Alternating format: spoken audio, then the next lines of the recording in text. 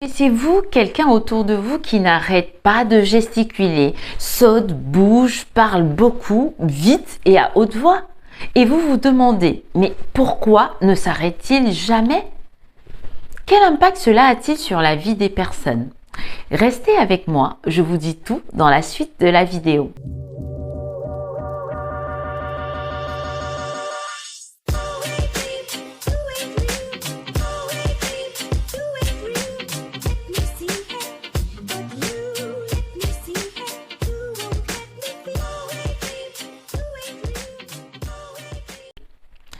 Si vous ne me connaissez pas encore, je me présente, Emérancielle Ocon. J'accompagne des femmes ayant un profil TDA ou trouble du déficit de l'attention, combiné avec un profil HP, c'est-à-dire à haut potentiel. Je les accompagne pour comprendre leur mode de fonctionnement, s'accepter et s'aimer telles qu'elles sont. Je les aide à découvrir et à mettre en valeur leurs talents au service d'un projet qui donnera plus de sens à leur vie. Bref, je les aide à s'épanouir avec leur profil, tout simplement.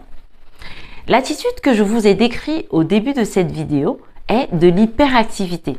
C'est une des caractéristiques pas toujours présentes chez les profils TDA.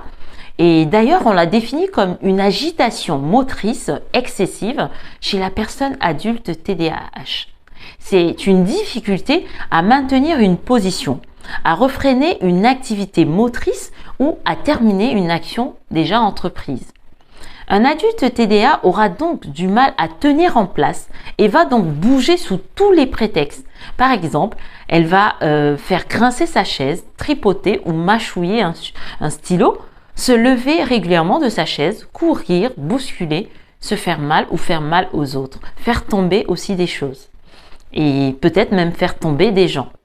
Chez certaines personnes, en plus de cette hyperactivité physique, se rajoute une hyperactivité cérébrale. C'est-à-dire que le cerveau aura du mal à s'arrêter de réfléchir, se poser des questions ou analyser des informations. Bref, le cerveau aura du mal à se mettre en mode off. C'est d'ailleurs par cette caractéristique d'hyperactivité cérébrale qu'on détecte souvent un autre profil caché derrière et qui est le profil haut potentiel. Alors, je tiens tout de même à préciser que tous les profils à haut potentiel n'ont pas forcément de TDA. Et tous les profils ayant un TDA ne sont pas forcément des profils à haut potentiel. Mais ces deux profils ont l'habitude de coexister. Alors, si tu te reconnais dans ces quelques caractéristiques, il ne te reste plus qu'à le vérifier chez un spécialiste dans le domaine. D'ailleurs, si tu as besoin de quelques contacts, n'hésite pas à m'écrire en commentaire. Cependant, voici quelques effets perturbants de l'hyperactivité. Premièrement, cela peut occasionner de la gêne aux autres, tels que des bruits, une déconcentration de l'autre ou une fatigue visuelle.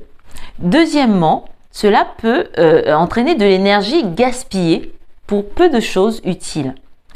Beaucoup d'actions souvent entamées au même moment et pas toujours terminées.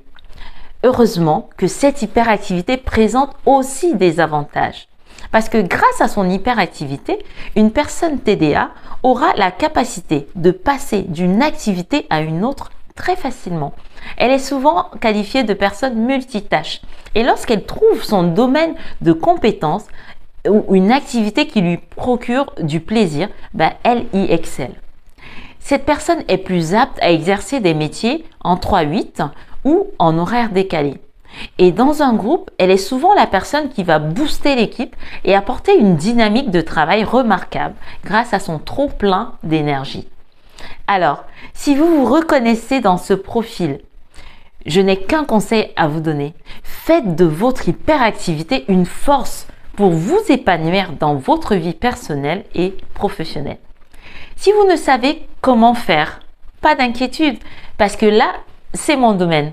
Je mets à votre disposition des outils efficaces qui vous aideront à utiliser votre hyperactivité à bon escient.